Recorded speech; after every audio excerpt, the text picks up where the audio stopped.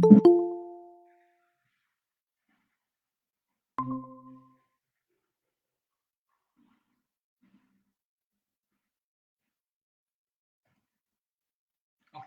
magandang gabi po sa inyong lahat.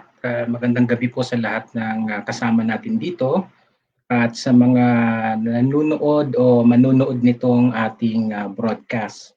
Sa kaalaman po ng ating mga kasama dito at sa iba pang mga darating, atin po itong bino-broadcast live, no, sa ating Facebook page sa Makakalikasan for purposes of transparency and at the same time para may record yung ating mga kasama who might want to refer to this later when we in the process of continuing our consultation. Ito po ang stakeholders consultation ng Makakalikasan para po sa draft Philippine NDC o yung nationally determined commitments ng ating bansa sa Paris Climate Agreement.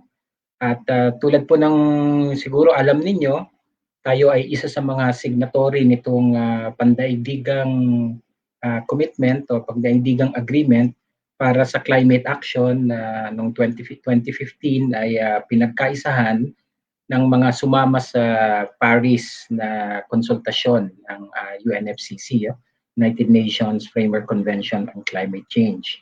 At ito pong nationally determined commitment, ang sariling commitment ng ating bansa patungo sa climate change at dito dinidetermine ang ating mga targets sa adaptation, sa mitigation, sa susunod na mga taon na patungo sa pandaigdigang target na pinagkaisahan ng mga maraming bansa nung sa Paris Agreement.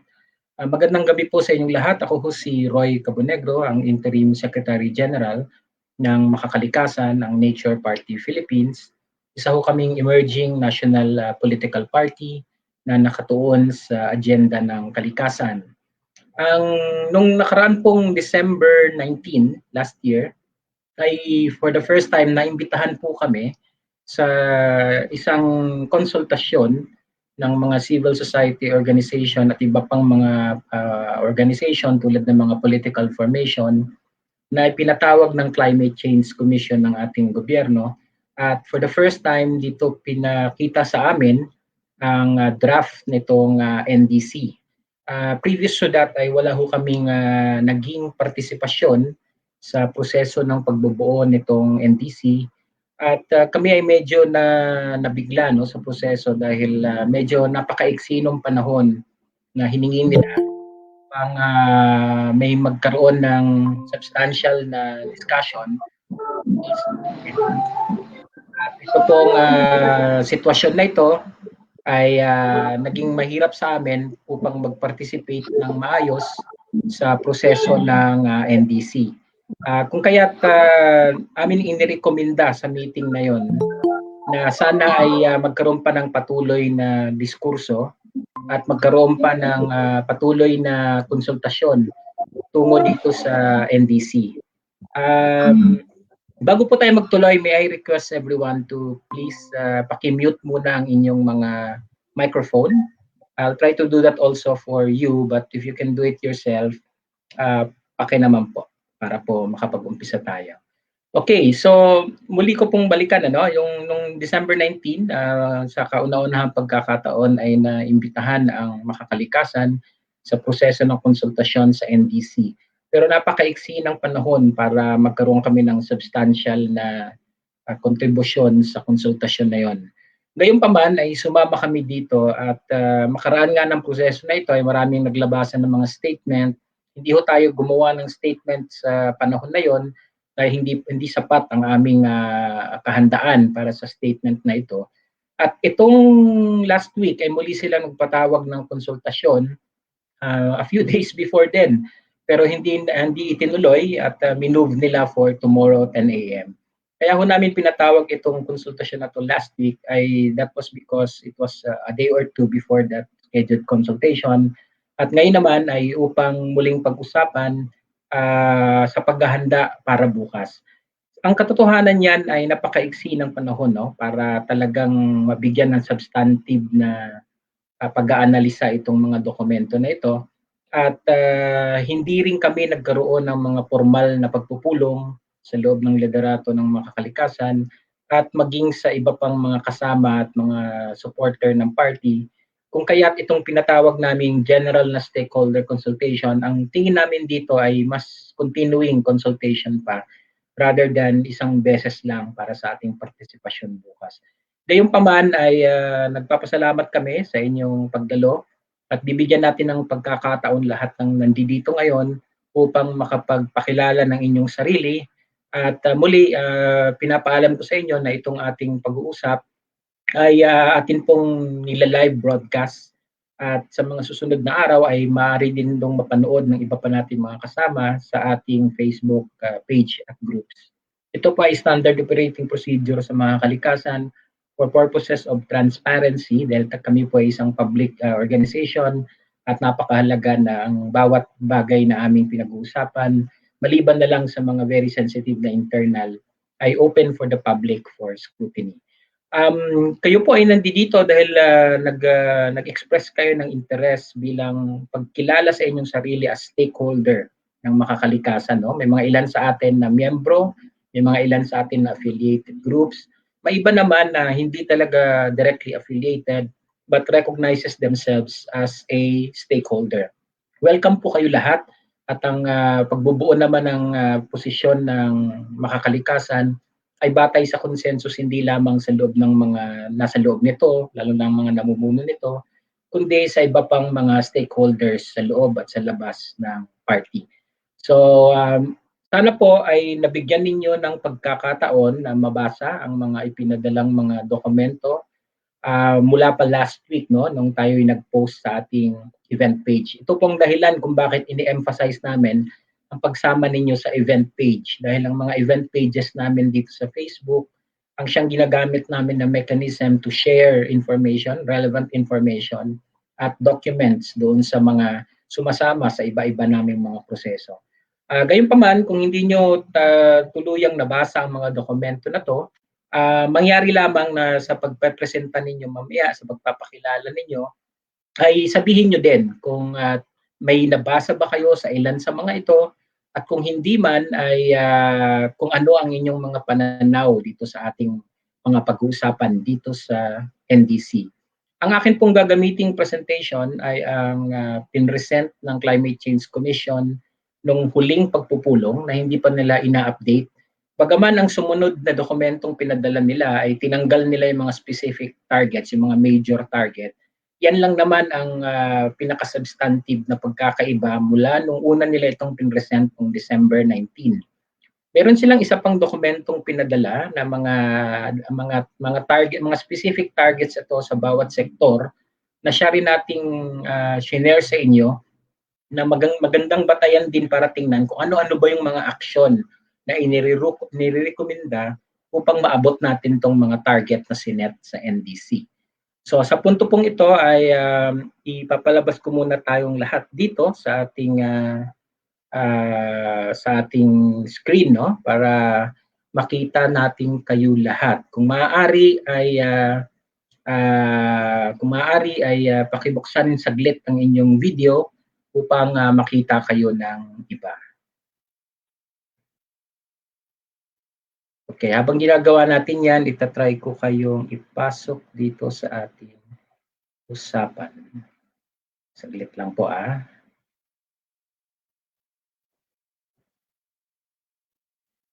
Okay, I think ito tayo lahat, no?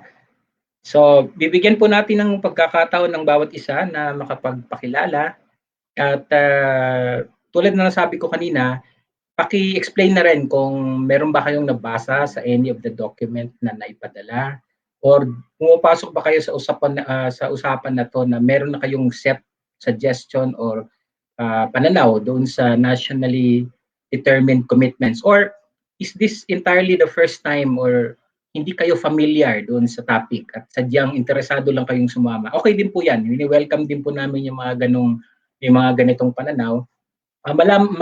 Importante lang na masabi, no? So, sino bang gustong mauna sa inyo?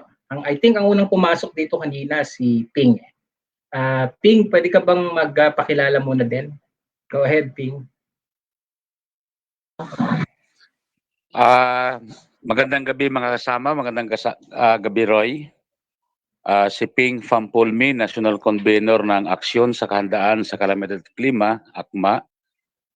Isa siyang national advocacy ng DRRM, Disaster Risk Reduction and Management, sa SICAM, Climate Change Adaptation and Management, Mitigation, na kumikilo sa iba't ibang vulnerable sektor, maging katutubo, magsasaka, mangingisda, kababaihan, at mga nasa lungsod at sa mga kanayunan. Go ahead, ang representasyon namin parati ay nakasabay kami mula pa sa Istanbul, Turkey nung walang sinambit ang NDC, National Determined Contributions ng Pilipinas, hanggang sa pumasok na nga yung iba't ibang mga summit sa ibang bansa. At lately nga nagkaroon kami ng MOU, Memorandum of Understanding, sa Climate Change Commission para ituloy yung aming kampanya at advokasya hinggil sa kalikasan. Maraming salamat, magandang gabi. Magandang gabi, Ping. Si James naman siguro. Go ahead, James. Magandang gabi po sa lahat. Ako po si James Binares, currently nasa sa Negros Occidental. Ako po, I'm not representing any organization. I just like to makinig muna at makapagsubaybay, dahil alam ko naman na true naman akong ng environmental ng advocate. So sa ngayon wala pa ako may nababasang dokumento na kanina hindi ko po siya nabasa dahil sa cellphone na po natin na nakikita. So hope to na makarinig ng mabuting usapan dito. Thank you. Magandang gabi, Roy. Magandang gabi, James. Jermeline, ikaw naman.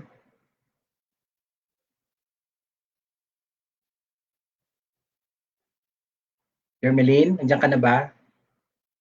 Ayan. Naka-mute ka, Jermeline. Paki-unmute yung iyong mic. Magandang gabi po sa lahat. Just like Mr. James, din po, talagang gusto ko lang maka-attend. Medyo busy po kasi, parang 2021 busy. So, ayun po, gusto ko lang maka-attend. So, talagang binigay ko lang yung oras ngayon. Pero, marami pa rin po akong gagawin. So, pag later ko na lang po babasahin yung mga isinend nyo. So, maraming salamat, Jermeline. Sige, si Clarice naman. Go ahead, Clarice. Si Jermeline po ay taga Montalban, Rizal. Hi, good afternoon po, sir and everyone. I'm Clarice Joy Wakis from Makati po, and just like what they say po, bago lang rin po ako, and gusto ko lang rin po may malaman regarding sa topic ngayon about climate change. And I'm not representing other organization. Kung meron man po sa United Youth Guild and PeaceX organization. Yun lang po. Maraming salamat, Clarice. At sa puntong ito ay i-share ko sa inyo yung pinresent ng CCC noon, ng Climate Change Commission, upang basis lang sa ating discussion. I would also say na hindi ako eksperto dito at maraming parte nitong presentation nito ay minimal ang aking knowledge and background. But I'll try my best to share it para maintindihan natin ng bahagya itong ating pag-uusapan dito sa NDC. Anyone who'd like to pitch in later, dagdag na kaalaman, maaring, or kung mali ang aking pagkaunawa sa mga ilang bagay, mangyari lamang na idagdag nyo mamaya after the presentation. So let me try to put up this presentation para makita po natin. Hold on, please.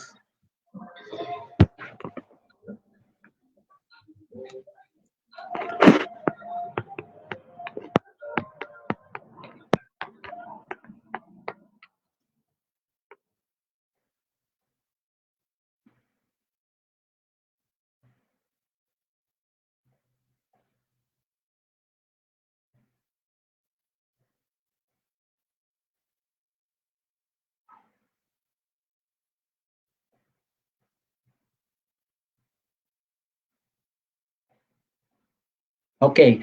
Muli itong presentation na ito ang siyang original na presentation na binigay sa amin ng Climate Change Commission noong December 19.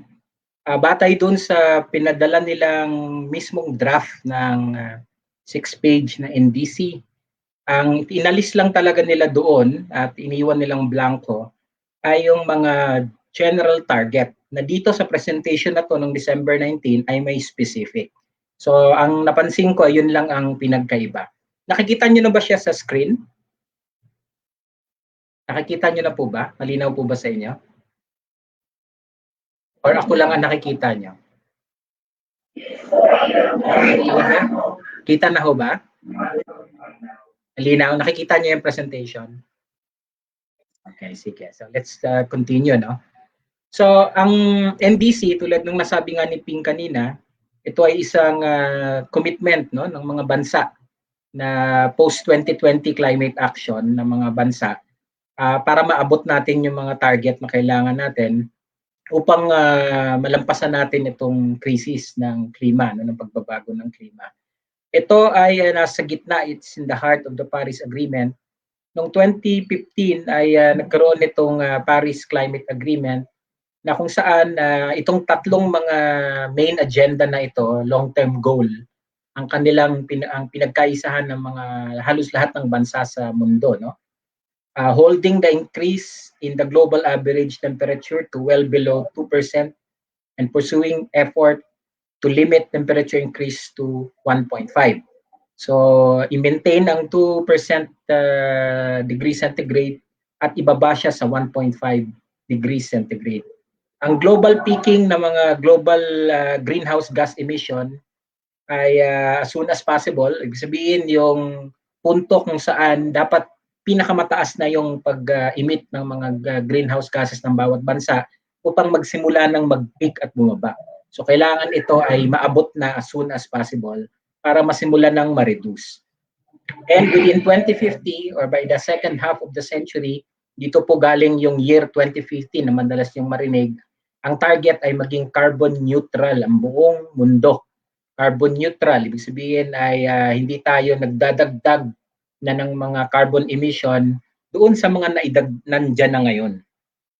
Ang proseso na ito ay sa Pilipinas ay naging mahaba, no? 2015 na pag-agrihan itong intended nationally determined contribution, INDC. Ito yung nauna sa NDC, no? At ngayon, ang tawag sa kanya, Nationally Determined Commitments na. At itong 21st Conference of Parties ng UNFCCC, December 15 yan, 2015. At nagsimula nga yung Paris Agreement, 2016 November. Pumirma ng Instrument of Accession si Presidente Duterte noong February 2017. Na-concur ng Senate noong March 2017. At officially pumasok tayo ng April 2017. Ang mahalagang maunawaan dito ay mula pa noong April 2017 ay kasama na tayo sa agreement. Gayunpaman, itong NDC ay kinikilala bilang pamamaraan upang makamit natin ang climate justice. At ito ang statement mismo ni Presidente nung ASEAN Summit. Mabasa niyo naman siya na sabi niya, we must amplify our voices to demand climate justice. Developed countries must lead in deep and drastic cuts. Hinihingan natin ng malalim at mabilisang pagbababa ng kanilang carbon emission. They must act now. Their commitment to finance and investment in innovative adaptation solutions sa mga nagde-develop pa lang na mga bansa tulad natin. So yan ay paalala ng Presidente tungkol sa usapin ng climate justice sa pagdating sa usapan ng NDC. Ang NDC ay pagkiklaim natin ng ating karapatan bilang bansa. Batay dun sa mga commitment din ng mga mayayaman na bansa na nauna nang nag-emit ng kanilang carbon emission. Bagaman may papel tayo, kaya pumapasok yung sarili nating NDC. Ang claim ng Climate Change Commission ay dumaan na siya sa ganito karaming konsultasyon. Sa amin, sa parte ng makakalikasan, hindi kami nakasali sa any of this except last year, December. So malamang hindi nila kami kilala or mas masaklap kung maraming hindi nakasama talaga. Hindi namin masasabi kung marami ang hindi nakasama dahil lang sa hindi kami nakasama. So ang aming opinion dyan ay kami hindi nakasama. Hindi namin alam kung marami bang hindi nakasama. So but they claim na ganito karami na ang konsultasyon. Gayunpaman, at ang sa government agency naman, ganito rin halos lahat ng gobyernong ahensya na involved sa climate change ay na-konsulta, no? Or nag-submit ng kanilang mga commitment. At itong mga agencies na to ay makikita niyo naman kung kailan sila nag-submit, dinaanan nila itong mga process na ito. Now, ano ba ang laman nitong NDC? Now, tulad na nasabi ko kanina, limitado ang aking pagkaunawa dito, kung kaya't pasensyahan niyo na kung hindi ko mabibigyan masyado ng justice itong presentation na ito. So, ang main idea nito is yung low carbon economy ay tatahakin na ng ating programa, ang ating mga development program, no? At maging resilient tayo sa pagbabago ng klima sa pamamagitan ng ating mga socio-economic na programa. So dapat patungo yung ating mga socio-economic program sa low carbon economy, mas kaunti ang emission, yun ang ibig sabihin ng low carbon economy, at climate resilient siya, nakakaharap tayo sa mga problemang pumapasok sa atin dulot ng pagbabago ng klima. At itong whole government and society process na sinasabi nila, ito ay ang sinasabi nila ay konsultahin lahat. Lahat ng gender, lahat na kababaihan, lokal na komunidad, indigenous, business sector. They claim na itong lahat ay na-involve sa proseso ng pagbubuo. At syempre, alam naman natin na marami ng mga batas at polisiya na pumapaloob dito mula pa ng Climate Change Act noong 2009 hanggang pinaka-latest yung Sustainable Finance Policy and Framework. Maaaring hindi alam ng karamihan na ganito na karami ang mga batas na naipasa para sa climate change, no? In support of climate change sa Pilipinas. Okay, adjust lang po yung inyong mga microphone para hindi po natin mapakinggan. Pakimute po yung inyong... Ayan, salamat po. Ito pong National Security Policy ng ASEAN, ang agreement dito ay kailangan mag-peak ang mga bansa sa ASEAN by 2030.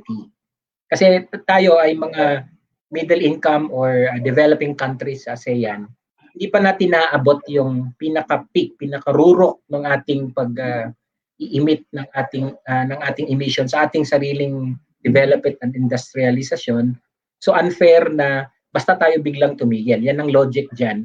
So kailangan may period pa tayo na i-allow na magkaroon ng part ng ating industrialization process na inaalaw pa tayo ng certain level of emission. Pero dapat ito mag-peak by 2030 at mula noon ay pababa. Kung kaya't yung next 10 to 20 years ang pinaka-critical, no? At ang dito, ang mahalaga dito, isang mahalagang factor dito yung delivery ng green jobs, climate resilient, low carbon development. At anong benepisyo niyan at ang kasama ang green jobs, no? Ang Pilipinas ay middle income country, alam natin 'yon. Marami tayong populasyon, no? 108 million. Population growth rate natin is 0.84%. Bumaba na mula nung mga nakaraang taon, pero mataas pa din. Climate-related geological hazard, mataas tayo kasi ang atin pong area ay tayo ay nasa typhoon belt, nasa ang tawag dito sa earthquake belt, iba pang mga geologic hazard. At ang ating economic target ay 7.5 to 8.5 by 2040. Pero ito ay hindi pa nakukonsider yung epekto ng pandemya. Tayo ay nag-contract na magko-contract tayo by 40% expected in the next 2 years. So malaki ang pagkaiba nitong konteksto na to sa mga susunod na taon, no? Kumpara din sa una nilang nai-project. Sa loss and damage, tumataas ang epekto ng mga extreme weather conditions sa atin. Yung pinhuling malaki, yung Haiyan, ay 4% ng GDP ang tinamaan nito. So palaki siya ng palaki.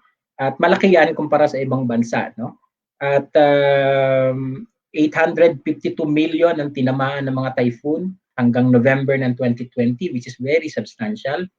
At ang infrastructure natin ng Super Typhoon Goni, halimbawa, 56.3 million ang tinamaan in 25 provinces. So, more than 30% of our area, and a substantial amount for one single event.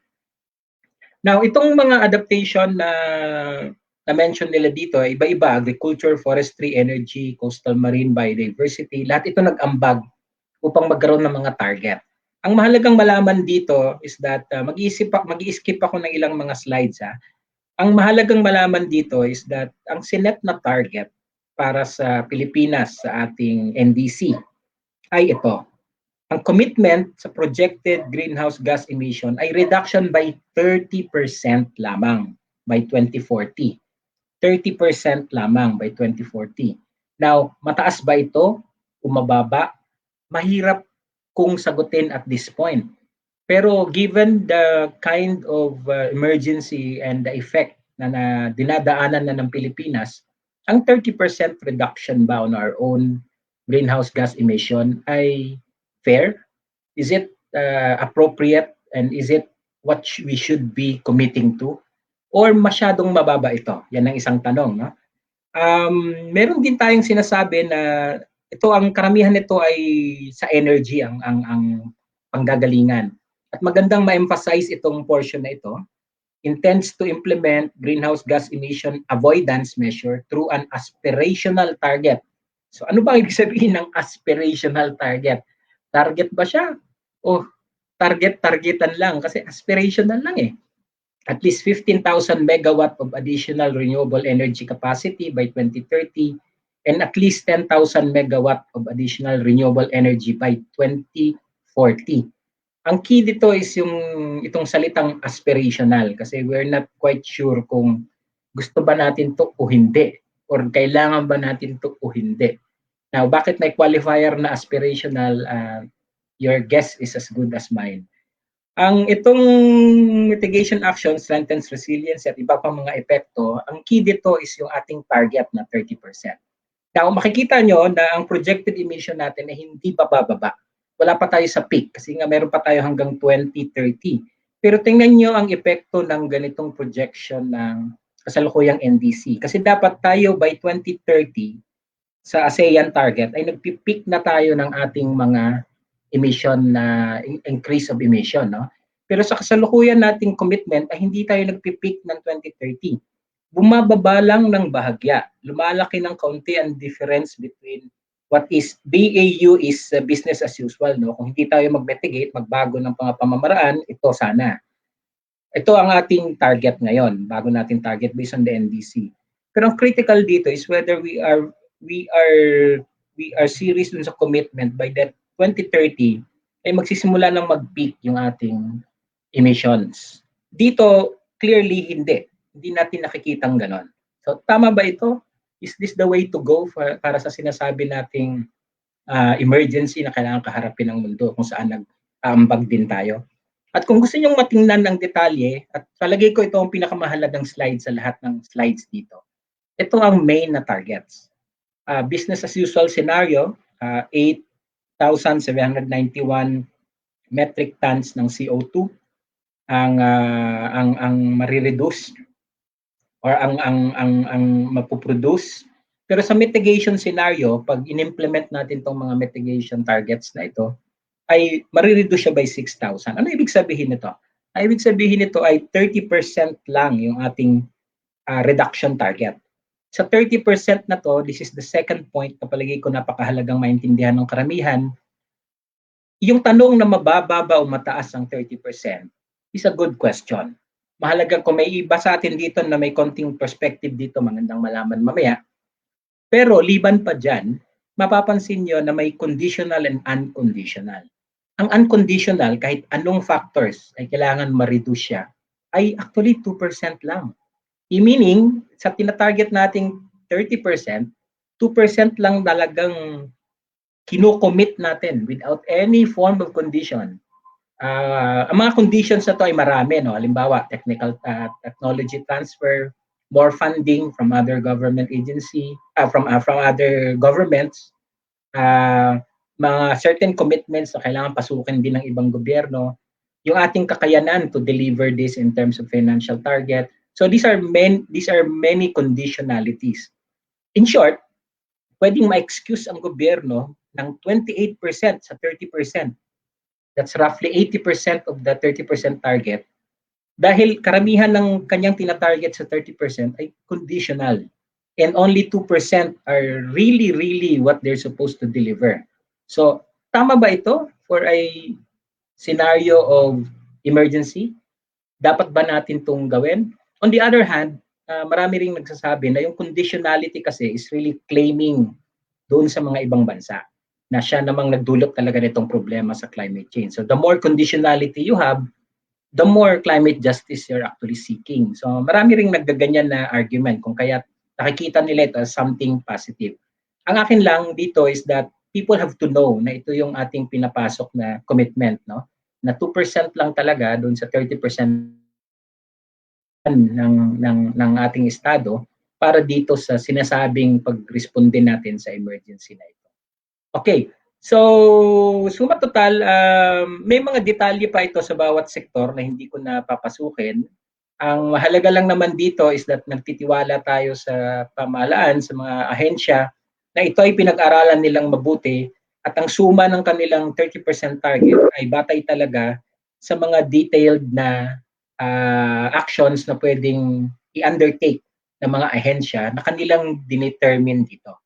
Now, we are not privy to many of these specific targets, but we choose to trust them in terms of what they're planning to do. Bagamat may mga ilang bagay dito na kailangang malaman ng mga tao, no? Halimbawa, bahagi ng target na ito ay ang mga waste to energy projects. Kasi ito controversial na issue ito, no? So bahagi ang waste to energy project. Pangalawa, bahagi din ang nuclear energy as an option sa renewable energy. Ano ang masasabi natin diyan? So, yan ang mga ilang pumasok dito. At syempre, ang isa sa mga pinaka-controversial is yung patuloy na target on coal-fired power plants. Yun nga lang, ang nilagay nila dito ay coal-fired power plants. May term silang ginagamit na hinahanap ko dito. Sandali kung mahanap ko siya. May term silang ginamit na that refers to coal-fired power plants na mas effective kaysa sa mga kasalukuyang ginagamit ngayon. But just the same, controversial siya kasi maraming nanawagan na absolutely dapat alisin na coal-fired power plants. So, this agenda, and batay doon sa mga submission ng government agency, is not without its controversy. At ito nga yung tatlong kontrobersiya na nasa loob nitong mga commitment ng ahensya. Ulitin ko lang, meron pa rin siyang target patungo sa apat po yan, no, na problematic sa tingin ko. Una ay yung may target siya on waste to energy. Pangalawa, may target siya on nuclear energy. Pangatlo, may target siya ng patuloy na coal-fired power plant. At pang-apat, hindi ko na-mention kanina, meron silang ipinasok na konsepto sa agriculture na sustainable plantations.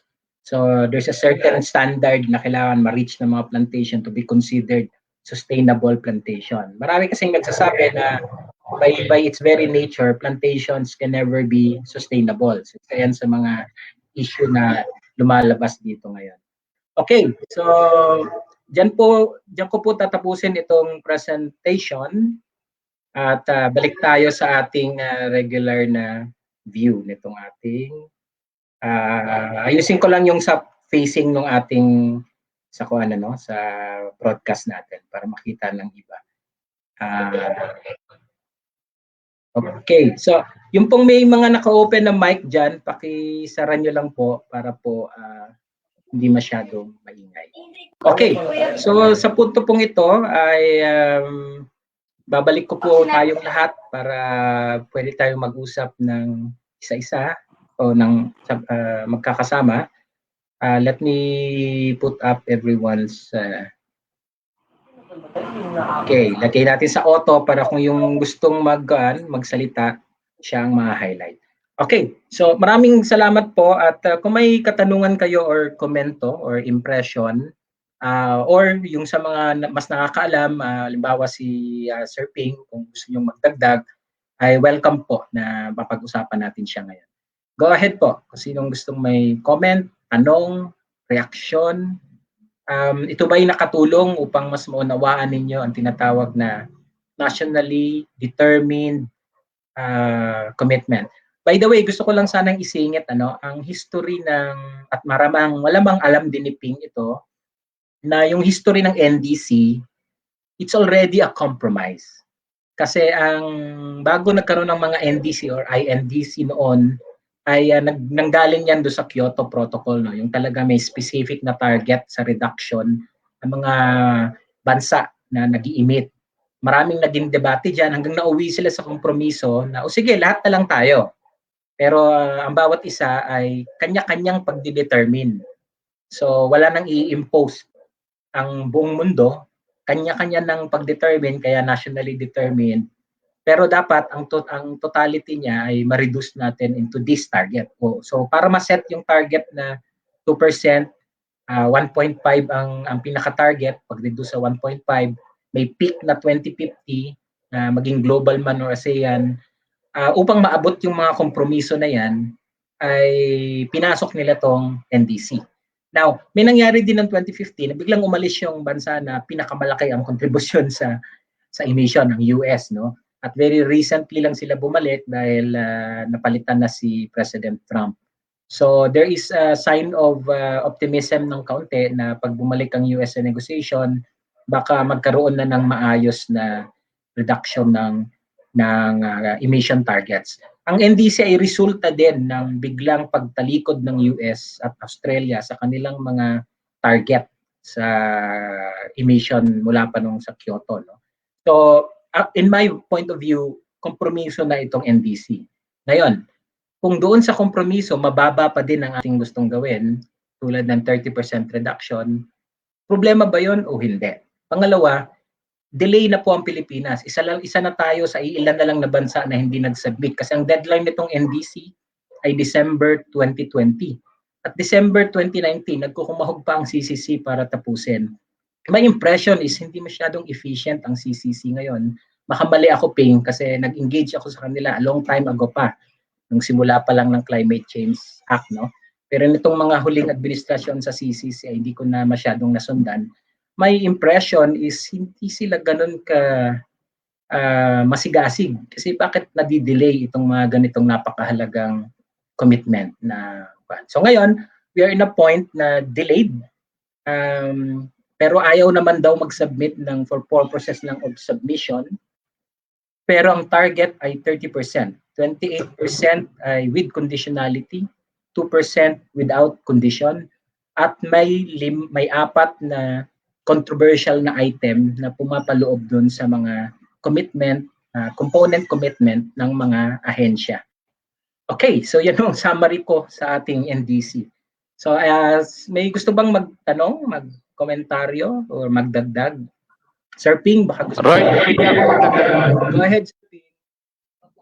Oo, Roy, kasi ganito.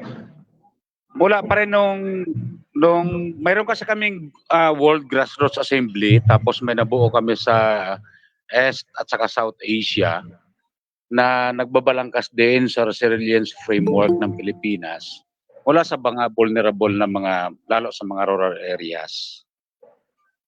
Nung madalas kami may conversation sa National Pool of Experts sa Climate Change Commission, mga karamihan naman ito, mga kasama natin sa CISO nung araw pa, ang tanong lang parati, how serious the government to encourage the industry sector to reduce the emissions, lalo na yung mga greenhouse gases, no?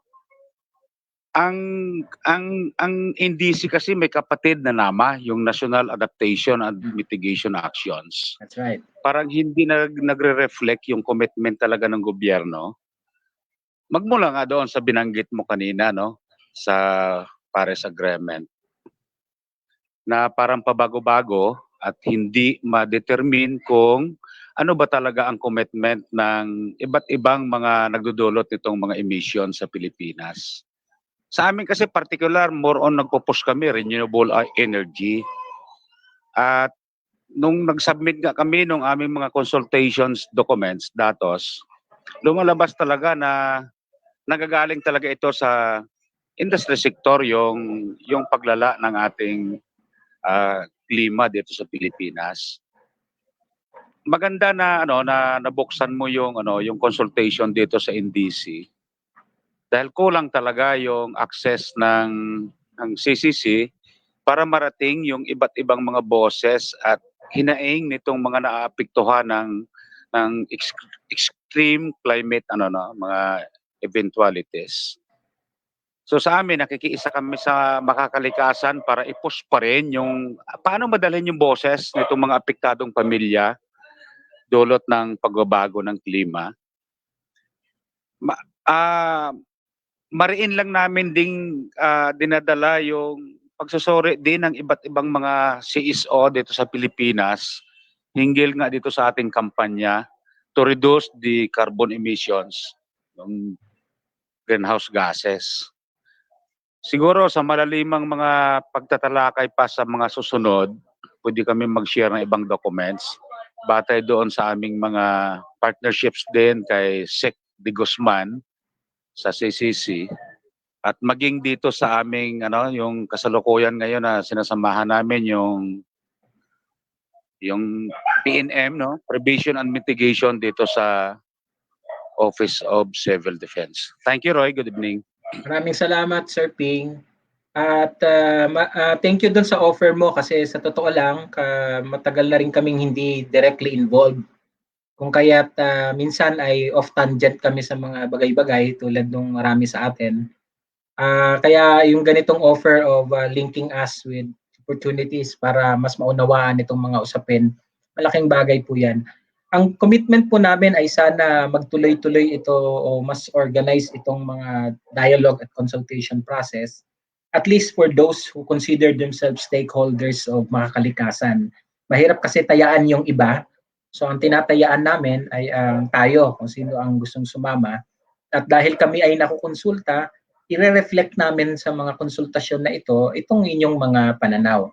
So muli, whatever comments you may have or reaction, mahalagang ma-discuss natin siya ngayon. So baka pwedeng makapag-request din ng mga pananaw po na comment, tanong, kung ano man mula dun sa iba. Wala naman pong irrelevant na comment dito. So go ahead please, kung sinong gustong magsalita o mag-share. So doon sa mga nabanggit namin ni Ping, ano ang tingin ninyo? Or kung may iba kayo impormasyon na alam, ay kung maaari ma-share din ninyo. Go ahead please. Ano ba tayo nag-roll call kanina? James, gusto mong nag-komentaryo? Ni roll call ano?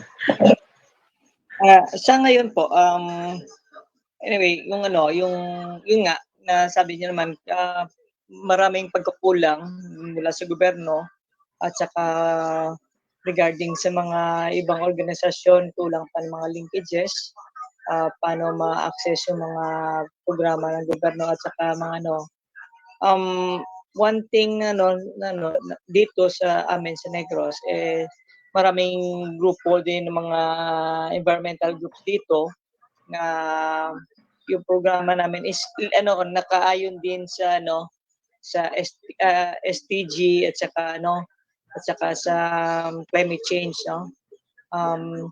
yung yung problema lang namin dito is kulang lang ng suporta. Katulad din ng ibang organization, kulang lang po ng mga assistance. Yun po. Thank you. Okay, salamat James. By the way, magandang mapunto na ang sinasabi ng NDC, it's a whole government, whole society program. Which means hindi lang ito gawain ng gobyerno. Pero kung may ganitong disconnect between civil society groups na who want to do something or are doing something tulad nila James at nararamdaman nila na kulang ang suportang na ipapaabot sa kanila para gawin itong mga bagay na pinagkakaisahan nila with the government, because obviously hindi naman sila anti-government, sila ay umaayon doon sa mga programa na mabuti na nililid din naman ng gobyerno. Pero kung may kakulangan sa linkages, sa connect, sa support, then magandang maitanong nga, to what extent ba ito all government and all society? Hindi lang sa konsultasyon, kundi sa mismong implementasyon. At kung hindi napansin ng karamihan, yung na-mention ni Ping kanina, napaka-critical nun. Merong NAMA kasi. Ito yung adaptation plan. Dito, medyo bitin na bitin ang mga resources, bitin na bitin ang suporta. Tapos ang pinag-uusapan natin sa NDC ay yung mitigation lang. Na for those who may not be familiar, ang usapin ng climate change is sometimes pinag-iwalay sa mitigation adaptation. Ang pinagkaiba niyan, yung mitigation yan yung para ma-solve yung root cause. Ang adaptation ay yung harapin na yung hindi mo na mababago dahil nandiyan na.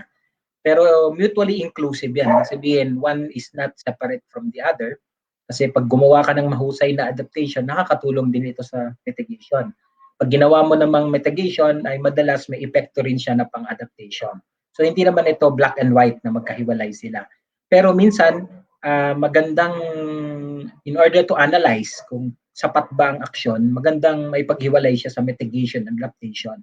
At ang tanong nga dito, how much of our adaptation is actually being done? Kasi sa totoo lang, kumpara sa ibang bansa, mas nararamdaman na natin ang climate change impact kaysa sa ibang bansa. Tayo ay mga early onset country tayo eh. Dito unang nararamdaman. And yet, itong emergency nito ay parang kulang sa response in terms of adaptation. At kulang na nga sa adaptation, huli pa sa mitigation target. So ano ba ito? So okay, so ano pa pong mga komento sa iba? Hindi ako nagtataka kung bakit matagal na kaming hindi involved eh. Siguro walang gana. Okay, so sino pa po ang gustong tanong siguro kung may mga tanong kayo? Jermaline, Sandra, hindi pala nakapagpakilala si Sandra kanina, no? Sandra, kung mamarapatin mo, pakilala ka din para makilala. Go ahead, please.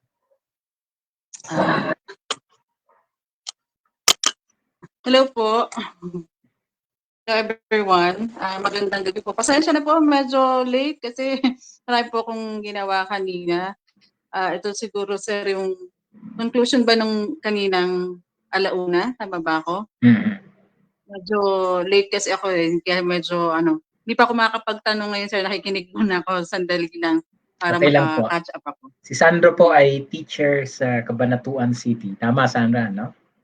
Yes sir, opo. Kasama namin siya kanina doon sa an earlier event when we commemorated the Wetlands Day, no? Meron na tayong ilang mga gustong magboluntaryo na mag-coordinate ng action on wetlands from different provinces na susuportahan ng makakalikasan at yan ang na-achieve namin kanina na initial na commitment sharing. Okay, so muli ang pinag-uusapan natin ngayong gabi mga kasama sa mga ngayon lang mga kadalo ay ang usapin ng draft na nationally determined commitments ng ating gobyerno na isusumite bilang bahagi ng ating commitment sa global climate action sa loob ng Paris Climate Agreement. Ang unang issue dito ay late na ang Pilipinas sa pagsumite, dapat noong December 2020. Pangalawa, mayroong ang target na sinet natin in general is 30% reduction lang by 2040. Sapat ba yun o hindi? Sa loob ng 30% reduction na ito, 2% lang ang mandatory kasi ito yung without conditionality or unconditional at 28% ang conditional. Ibig sabihin, pag hindi na-achieve yung mga conditions na to, hindi tayo magre-reduce. So yan ang ibig sabihin ng conditional. So sa pangkalahatan, sapat ba ang 30? Pangalawa, justified ba yung ganong kababa na conditionality, unconditional versus conditional? At pangatlo, may 4 na napansin kami na laman ng mga individual agency targets na medyo controversial, no? Una, may target pa rin siya on coal-fired power plants. Pangalawa, may target din siya ng waste to energy. Angatlo, and one of the most controversial, kasama sa target ng renewable energy ang nuclear. At panglima, may konsepto siya ng sustainable plantation.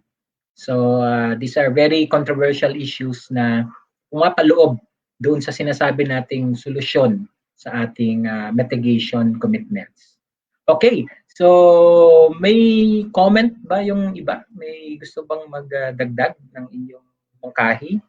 Ngayon, kung hindi man tayo makapagbigay ng mga substantial comment ngayon, ang isang gusto kong itanong sa inyo, how do you want to go from here? Anong level ba ng consultation ang practical sa inyo Kasi pwede naman natin tong tingnan as a continuing process para nga mas lumalim ang inyong pag-unawa. Tulad kanina nag-offer na si Ping no ng mga ilang pag-uudyok na makakatulong sa atin na mas maunawaan ito. Sa bahagi naman namin ay may commitment naman kami na pwedeng ituloy ito na regular basis, pati yung promotion nito pag-organize. Pero wala pa kaming konkretong idea kung paano ito magagawa in a way na hindi sayang sa ating mga oras, no? Kasi dapat ito practical din na magagamit natin. So, kung may mga comment kayo dun sa napag-usapan ngayon, we welcome it. Kung meron din kayong suggestion how to go forward, we would also welcome it. Para naman meron tayong maidugtong dito kung sakaling hindi man natin siya mabubuo. Ang si Clarice, si Germaline, baka magandang makapag-ambag kung gusto niyo. Go ahead, please. Sir Ping, may suggestion ka ba? Paano natin to itutuloy-tuloy? Kasi the dilemma with these types of consultation is that syempre nga naghahabol yung mga tao dun sa mga informasyon. So, kailangan din systemic. Now, well, to be honest, ang makakalikasan, matagal nang hindi naka-engage. So, parang back to square one kami in terms of the process. Roy, sa akin lang, simple lang Kung seryoso ang gobyerno doon sa NDC commitments, umpisahan nila sa mga government offices na hindi naman talaga ginagawa. Kung titingnan mo yung mga ahensya ng gobyerno, pag pumasok ka, andun pa rin yung mga incandescent light na sa halip na mag-LED light sila para, diba? So, gobyerno dapat ang manguna para sumunod yung mga pribadong sektor at mga negosyo, komersyo at sa industriya. Mahalaga lang malaman ng taong bayan na pabago-bago isip ng gobyernong ito pagdating doon sa commitment nila, no, to meet the 1.5. Yeah. Yun lang. Sana magtuloy-tuloy yung mga pag-uusap para sa mga baseline data na kailangang i-present din dito sa mga kalikasan sa pang-unawa ng ating mga mamamayang Pilipino na simple lang, medyo laymanized. Kung meron nga sanang ganon, na yung target ay pwedeng ma-reduce sa mga bagay na madaling maunawaan at mabantayan ng mamamayan. Halimbawa, kung ito ang kinomit ng Department of Environment, ano bang bahagi niyan? At paano ba namin siya mababantayan kung ginagawa nga nila?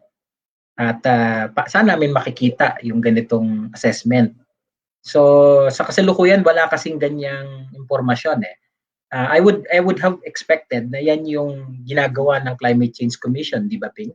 Dapat sila nga ang nag-monitor niyan. Kasi meron naman silang MNE, Monitoring and Evaluation System na para sa climate change action plans. So, these are things na hindi ko pa makita. Kaya hirap din kaming kumuha ng impormasyon dahil hindi lang sa pabago-bago. Walang permanenteng mechanism. Kung ano yung nasimulan noon, parang bago na naman. So, kung ang pinag-uusapan natin ay mga scientific data na nakokolekta naman, hindi siya very systematic. Hindi mo siya makita sa website ng Climate Change Commission. Hindi masyadong ma-imagine ng mga tao kung nasaan na tayo. Walang masyadong handle ang tao kung nasaan na tayo sa usapin ng climate change. Ang nararamdaman lang natin ay yung epekto. At ang delikado dito, ang epekto kasi, ang reaksyon niyan ay hindi para ayusin Ang reaksyon niyan ay matindi yung epekto. Ang reaksyon niyan illogical. So there's a lot of potential for conflict na nakikreate ng mga epekto ng climate change. At ito yung nakakatakot dito kasi maraming madi-displace, maraming community sa coastal area na mawawalan ng kabuhayan, nangyayari na nga, nagsisimula ng mangyari. Paano i-manage ang conflicts niyan? And sooner or later, itong social economic conflict na to, mauwi ito into human security issue dito sa Pilipinas.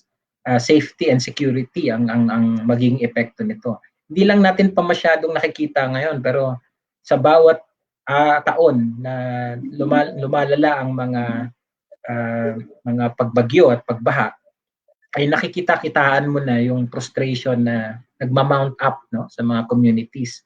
At sa akin ito ang nakakatakot. Hindi ko alam kung nauunawaan ba ito ng gobyerno, ng estado, kung gaano kaseryoso itong bagay na ito. Kaya nga malungkot na pang wala lang, no? Parang hindi seryoso ang dating sa kanila itong usapin ng climate change.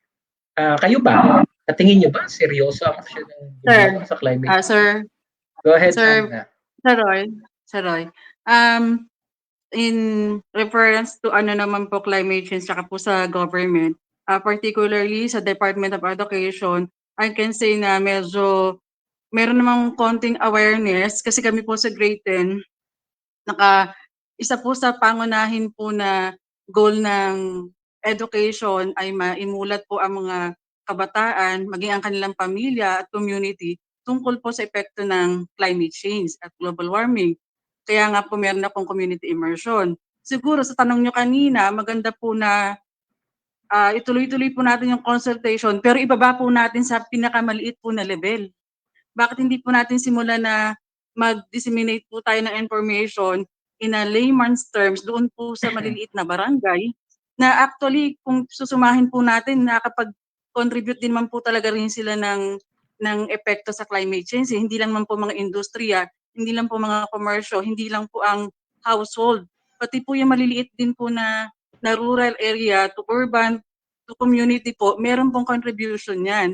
Kung gusto po talaga nating maging mulat ang lahat, ba't hindi po natin simulan sa bottom up kasi bottom to up kasi malaki rin po naman talaga yung problemang dinadala ng gobyerno, di ba? So dahil andito naman po tayo, bukas loob naman po tayong gagawa ng mga paraan para makatulong po tayo. Tawag nyo kanina, to mitigate ng problema ng climate change. Sa akin po, ang nakita ko bilang guro, simulan po talaga sa mas mababa. Kasi sila po talaga ang minsan aksidenteng nakakapag-contribute ng epekto o ng causes ng climate change na hindi po nila nararamdaman o hindi po nila nalalaman. Very poor po kasi talaga yung dissemination, very poor po yung education, hindi po talaga, ang tawag dito, parang kahit po sabihin natin meron po silang, di ba meron pong Republic Act 9033, pero hindi po talaga full implemented. Opo, hindi po full implemented yun. Nung nakipag-ugnayan nga po ako sa mga barangay, napansin ko po na na talagang nahihirapan sila. Nahihirapan po silang ipatupad sa community kasi yung mismong community medyo tamad pagdating po talaga sa kalikasan. Pero hindi nila alam na samantalang lahat po tayo nakaangkla sa kalikasan. Kasi nga po hindi tayo namulat. Lagi na lang po tayo nakatingin ngayon sa technology. Pero kung ibabalik po natin yung mga kaalaman sa pinakamababa, siguro simulan po natin sa mga LGU, ano po yung maliliit na LGU, palagay ko po, malalawak po ito. Yeah. Magandang idea yan na yung usapin ng NDC ay talagang ma-own ng community. At may hint dyan si James kanina, yung sinasabi ni James na nandiyan naman ang SDG, yung Sustainable Development Goal. Magandang batayan na siya for some of these actions. At sinasabi nga niya, yung organisasyon niya involved dito sa mga pag-achieve nitong target on the ground ng some of the SDG. Pero ang nakikita ang kakulangan ay walang connect naman sila sa linkages at support mula naman sa estado for some of this work that they do on SDG. So hindi talaga ito madaling usapin, no, kasi mga malalaking bagay na hanggang sa level ng community ay may epekto. Pero tama ka, Sandra, no, may pwede ring gawin ang mga community at ang mangkulang dito is hindi nila minsan nakikita kung saan umaambag yung kanilang gawain. Kasi walang common na measure, walang paraan, walang mechanism kung saan makikita na ito ang kailangan gawin. Ito naman ang naiambag na namin. At ito ang naiambag na ng lahat. Dito kulang. Wala akong nakikitang ganyang mechanism na kung meron kang database man lang na makikita mo yan at therefore after mong makita kung ano yung kulang, saan pwede umambag, may kadugtong din saan ko kukuha ng suporta. Ito yung sinasabi nga ni James. Kasi it's one thing to know, to want to do something. It's another to know kung saan nag-aambag, anong inaiaambag, anong kulang, At kung gusto kong tumulong doon sa kulang, kanino ako lalapit para makahanap ng suporta? Kasi hindi enough yung gusto mo lang eh. Kailangan may suporta, no? May kaakibat na suporta.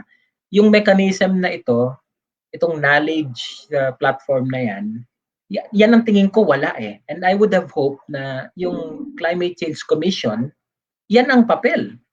Tama ba ako na yan dapat ang papel ng Climate Change Commission? Kasi hindi naman siya line agency na nag-i-implement eh. Pero merong function na wala ang iba. Yung pag-monitor. So hindi natin at pag-link doon sa anong available.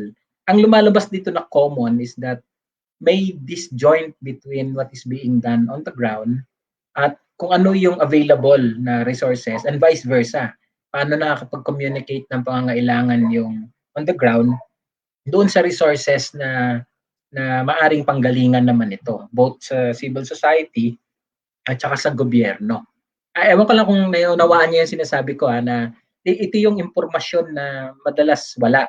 Kaya ang hirap ma-appreciate kung nasaan na tayo, ano ang dapat nating gawin. May mga ilan sa atin na gustong gumawa pero even tayong mga willing, hindi rin guided ng maayos. At kung guided ka na at may ginagawa ka na, at hindi rin nga din sapat kasi nga may usapin din ng kaseryosohan nga ba talaga ng Estado in terms of putting resources into this what we call an emergency. O sadya bang sinasabi lang natin na emergency pero kulang sa aksyon. Now, I don't want to conclude it that way. Optimistic naman ako. So I would rather na put it in a point where we can still find solution doon sa ating mga problema kahit napakarami. So naghahanap tayo dito ng mga practical na pwede nating mairekomenda upang masolusyonan yung ating mga problema. Okay. So si Jermeline at saka si Clarice, baka may gusto kayong idagdag. Ang oras po ay ganap ng 2 minuto pagkatapos ng 8:00 at magandang haba na ito sa ating discussion upang paunang video. Kailangan din natin isipin kung paano ito papanoorin ng iba. So it's important na we don't take too long for these types of broadcast. Okay, so kung may gusto po pong magdagdag, Clarice, Jermeline, James, Sandra, Sir Ping, go ahead please. Okay.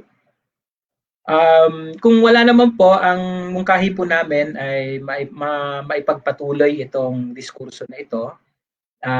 Mungkahi ko na wag isara ito as a single consultation. I don't care kung hindi kami handang makipag-usap bukas sa CCC. Siguro tulad ninyo, makikinig lang din kami. Pero maipapaabot namin sa kanila ang inyong mga pananaw dito, lalo na yung mga naiisip natin na mga kulang para mas maging relevant, no? And hopefully ay makahanap tayo ng mga pamamaraan na mas maging makabuluhan. Go ahead, Jermeline.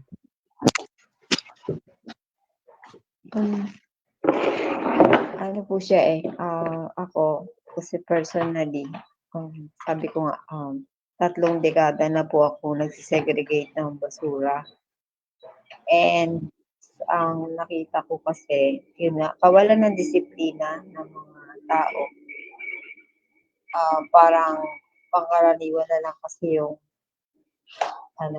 paggamit ng plastic. Minsan nga, sabi parang, ako kasi talagang, ang weird na dating ko sa mga tao kasi parang pagka bumili ako, pitala ako nilagyan, iwas na iwas talaga ako na gumamit ng plastic. Yung mga tao parang habit na nila talaga. Yung mga nagtitinda, habit na nila yung ng plastic, ganyan, gumamit at parang pag hindi ako kumuha ng plastic, nagmumukha pa akong katawa-tawa minsan. And then sa mga malls ngayon, problema, hindi nila yata pinapayagan. Unlike before ng pandemic, payag sila magdala ng mga containers, ganyan. So, ang nakikita ko po, napakalaking bagay na sa school mag-start saka sa bahay. Kasi kung mismo yung magulang, hindi nila kayang turuan yung mga anak nila, mahirap po. At saka isa pa sa akin po, ako gustong-gusto ko talagang magkaroon ng mga machines, yung paper shredder, plastic shredder. Kasi dati nag-attend ako sa sa isang barangay, nag-seminar ako doon. I mean, ako yung speaker, and nakakatuwa yung lugar kasi meron silang MRF. Lahat ng pwedeng i-recycle, nire-recycle nila. Nakakagawa sila ng mga items galing doon sa doon sa mga basura. So, siguro po 'yun, napakalaking bagay. Kami kasi dito sa Montalban, wala talagang MRF, eh. Ang MRF namin mga panambak. So, 'yun po. Okay, maraming salamat. Kung paano, pero palagay ko kailangan tayo consultation na ito, isang mechanism din kung para maka-generate ng practical na support sa mga ginagawa na natin on the ground. So something like that siguro ang pwede nating maituloy dito. Go ahead, James, kung gusto mo magdagdag. May ano lang ko,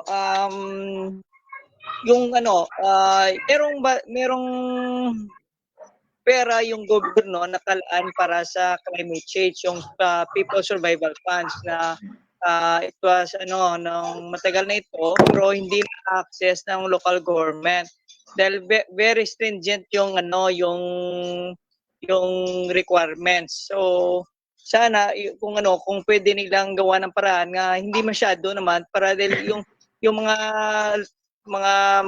maliliit na municipalities na kailangan ng suporta, hindi sila maka-access noon dahil wala nga silang pera, wala silang paano nila gawan.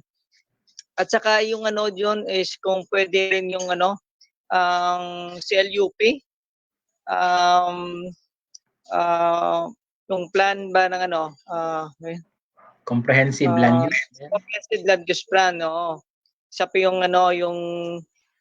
parati na isa sa mga requirements na minamadali dahil para lang for compliant ng para minsan kapipi sa iba pero hindi naman angkop sa kanilang lugar. So yun mga mga problema din sa sa mga LGUs natin, no?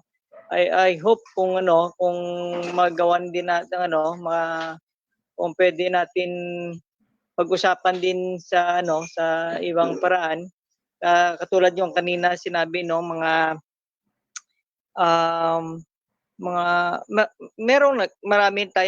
maraming nag-involve sa segregation, kukunin ng gobyerno sa atin o collector, wala naman facility mag-recycle noon, hindi naman so walang saysay din yung ginagawa natin, no. So kung sana merong isang kapag gawa ng local recycling plant na pwedeng makatugon din sa ating ginagawa, mas maganda. Salamat, James. Sa kaalaman ng iba, yung CLUP, yung Comprehensive Land Use Plan, dyan actually pumapasok yung local climate change adaptation plans, no? Ini-integrate nila dyan. So kung hinahanap ninyo, saan ba ang mga plano na tungkol sa climate change adaptation, in reality, nai-integrate yan sa development plan ng mga local government units, starting with the Comprehensive Land Use Plan. So napakahalaga nung sinasabi ni James kasi kung gusto niyong mahanap yung aksyon na polisiya para sa aksyon na mag-determine ng budget at priority ng mga gawain, yan yun. Isa yan sa mga critical na mga proseso. Okay. So kung wala na pong idadagdag, si Clarice kung gustong humabol ay welcome. Si Ping ata, Sir Ping, tapos si Clarice. Maganda yung sinabi ni kasamang Sandra, Jermelin at James. Baka ang hamon ngayon ay parating sa gobyerno yung mga lokal na kakayanan ng ating mga kasama sa komunidad o sa anumang lugar. May ginagawa ang mga mamamayang Pilipino. At kailangan lang talagang may dokumento natin, Roy, na seryoso tayo para ma-attain yung natin yung contributions o commitment.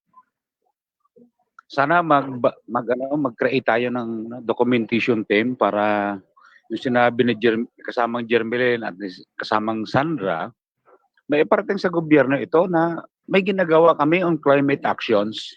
Yes, sir. Yes, sir. Opo. Actually, recurring na team yan na laging lumalabas sa mga konsultasyon. At meron na nga balak gawin dyan kami pero syempre yung resources at saka technical capacity.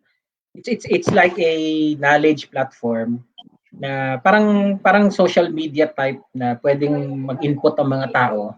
Pero ang indicator niya ay practical, yung pwede mong i-measure, pwede mong i-sum up, at pwede mong ibangga doon sa mga ginagawa na target ng estado at ng private sector. So kung ang private sector may sustainability reports, ang government naman ay may report sa climate change, ang civil society may mga individual reports sa mga grupo, pero walang nagbabangga sa kanya, walang mechanism kung saan mo siya makikita in a knowledge database na available. Now, ngayon ito, para maging practical, hindi lang siya puro impormasyon. It has to point to saan kukuha ng support. Halimbawa, saan kukuha si Jermaline ng support dun sa sinasabi niyang ginagawa na niya sa Eco-Waste? Saan kukuha si Sandra ng kanyang support para dun sa education at saka community development work na ginagawa na niya? Saan kukuha si James nung kailangan nilang support sa organization nila? It has to be a platform na kung will lead to practical solution. Ito, wala pang ganito akong nakikita. Kaya nga ako kuwan ako dun sa idea na meron ito. At sa totoo niyan, kung gusto mong mamahala, kung gusto mong maging gobyerno, itong command sa ganitong klaseng tool is important, is very crucial, no? Regardless kung gobyerno man o hindi. Kung gusto mong maging gobyerno, you must have command of this knowledge. Otherwise, walang point yung hindi mo alam kung sinong gumagawa, hindi mo alam kung anong kailangan, hindi mo alam kung anong kulang. So it's very difficult to govern without this information, which makes me wonder, no, ano bang gino-govern nila kung hindi ito ang alam nila, hindi nila hawak ito. Ano bang ginagawa talaga niya? So sa akin naman, ayoko lang naman mag-sound na lagi nagki-criticize, no? Pero kung totoo itong emergency na naiisip natin, shouldn't this be managed? So doon ko siguro isasara itong ating usapan. Liban na lang kung may dadagdag pa si Sandra. Sandra, may dadagdag ka Yes, ba? sir. Go ahead. Opo. Excuse me po. Gusto ko lang po sana i-inform na ako naman po ay sa panahon po na to, meron po kung nagawa na pong paraan para itaas siya. Actually po, nasa division level na po yung aking community immersion. Kaya lang po, nagkaroon tayo ng COVID. So ngayon po, sinisikap ko na maging virtual po sana ito. Hindi ko pa lang po alam kung yun nga yung support sir talaga. Paano ko o saan ako kukuha ng isang support system wherein yung virtual community immersion ay magawa. Lalo't marami tayong banta ng dulot ng pandemic. Pero as an individual, as an educator, tuloy-tuloy na po yung aking pagkilos. Yun nga lang po talaga, totoo po ang sinasabi ninyo na suporta po talaga ang laging hadlang. Nung nandun na po ako sa division level hinahangaan naman po nila yung aking pong advokasya. Ang problema lang po, laging sasabihin sa'yo, funding. Ganun po kasi ang lagi nila ibabato sa'yo, ang funding. Minsan kulang po talaga ng yung will po, yung willpower ng natin na sa taas, medyo mahina. Yung sinasabi po ng Ma'am Jermaline, nangyayari po sa Kabanatuan yun, yung nagdadala po ako ng plastic container, pagbibili po ako ng isda, ng karne. Minsan, may plastic na pala si ma'am, parang ang laki-laking bagay. Kasi nga po, kumbaga 1 in a million ka, parang gano'n, parang alien ka tuloy. Na samantalang, alam naman dapat nila na yun dapat ang gawin. Pero pag bibilis po ng tindera, naka-plastic agad. Sabi ko, wag na po, may container, inuunahan ko na po agad sila, may container po ako, dapat po masanay po kayo ng ganito. Ang katwiran lang, bahala po kasi maraming bumibili. Yun po isa sa problema rin pag minsan. Yung disiplina po ng tao, gaya ng sabi ni Ma'am Jermaline. Okay. Ma'am Jermaline, mukhang kayo ang magsasabi ng panghuli. Ako, ang nakikita ko po, kasi may mga ibang barangay na ang programa nila, binibili po nila yung mga eco brick. So actually, isa yun sa project ko dun sa aking mga recipients sa foundation.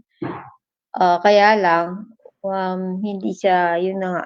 Kasi the best way po na nakikita ko, mas magre-respond yung mga tao kung may involved nga po na pera. I mean, halimbawa, nakagawa sila ng eco brick, may bibili. Meron pong paglalagakan. And isang barangay po ang nag-ano dito sa amin na sa 3 brick ng 1.5,